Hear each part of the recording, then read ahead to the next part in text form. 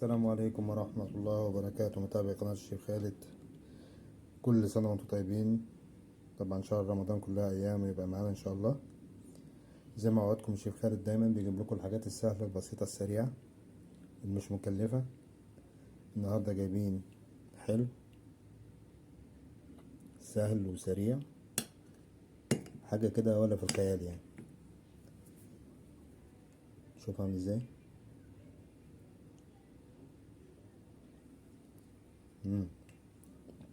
روعة. طيب هناكل الكاس ده ونرجع نخش على طول في الموضوع بتاعنا. ما تروحش بعيد، ويلا كل حاجة على قد الإيد.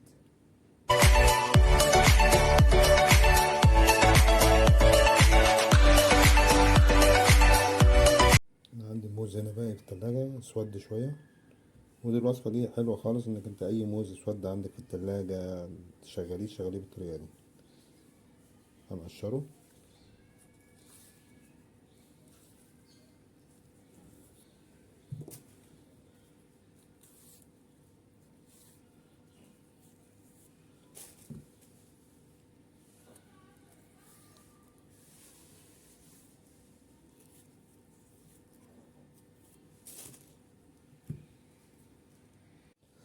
نقطع الموز سلايزات.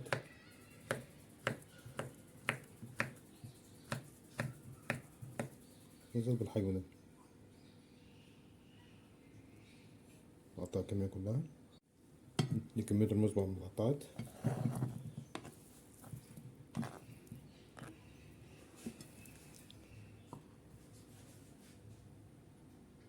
الخطوة اللي بعديها نقلب المكونات مع بعض. أول حاجة نجيب طاسة، دي كوباية سكر، نحطها على النار لحد ما تكرمل. الكراميل اللي معانا اهو، نقلب في النص عشان بس ايه ما يسكرش معانا.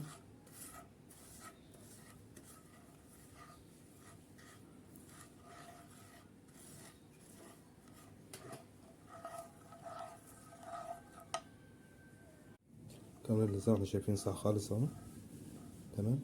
نيجي دلوقتي في أهم خطوة، هنكب عليه ايه نص كوباية مية. هيكلكع معانا في الأول، بس لما نطلع على النار تاني هيفك.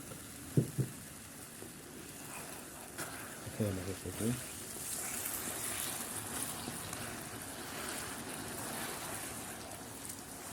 هيطلع على النار هيفك خالص تاني.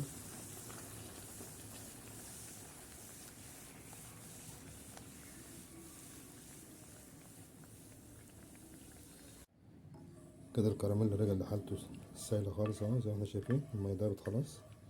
هجيب على طول الموز واحطه عليه، وهسيبه كده على النار لمدة 5 دقايق.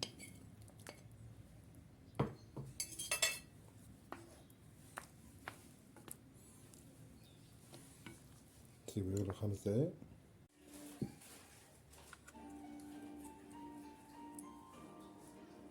كده الموز على الكراميل. فاضل خطوة صغيرة بس هنعملها، نجيب معلقة نشا، نحط عليها شوية مية وهندورها، ننزل بيها على الموز والكراميل.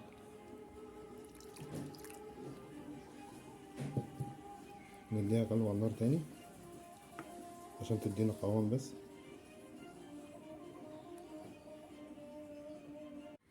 الخطوة التانية عملناها، جبنا كوباية لبن، وعندي معلقتين سكر، وعندي معلقتين نشا.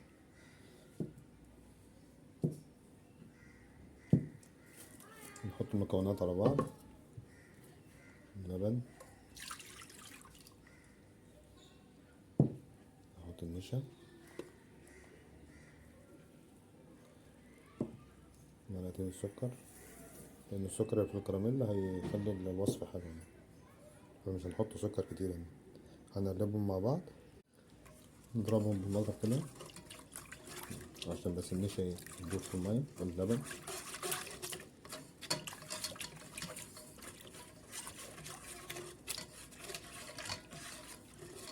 ونطلع بيهم على النار. كده المهلبية جاهزة اهي زي ما احنا شايفين. وعندنا الموز برضو جاهز اهو زي ما احنا شايفين. هنبدأ دلوقتي نغرف الأطباق بتاعتنا. أنا جايب بولة وفي عندي كاس، ولو تحب كوباية أيا كان متوفر يعني. أول حاجة هنعملها هاخد شوية من الموز واحطه في الطبق من تحت، تمام زي ما شايفين كده. والكاس برضو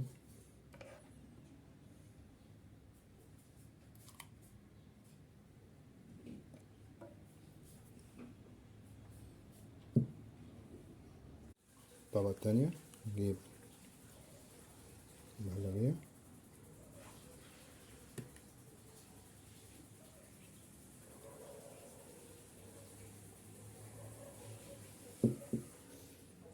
الكاس برضو،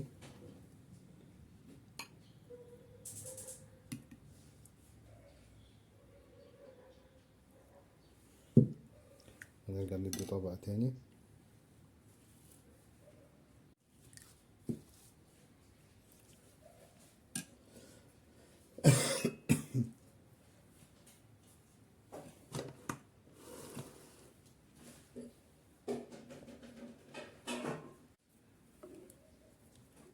الوش كده.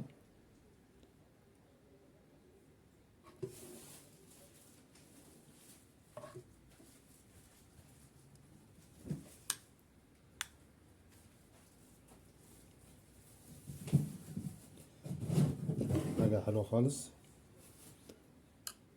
مكونات البيت كلها، ما جبناش حاجة من بره، ما اشتريناش حاجة من بره.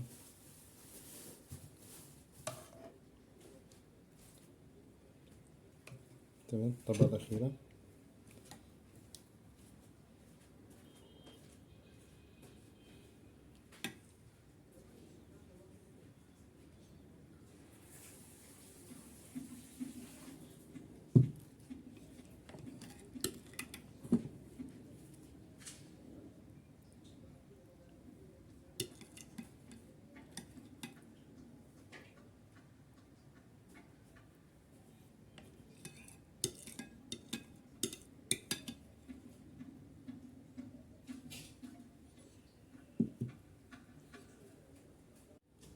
نبدأ بقى نزوق الطبقة من فوق. نحط واحدة موز. بعد كده هندخل التلاجة لحد ميعاد الفطار مثلا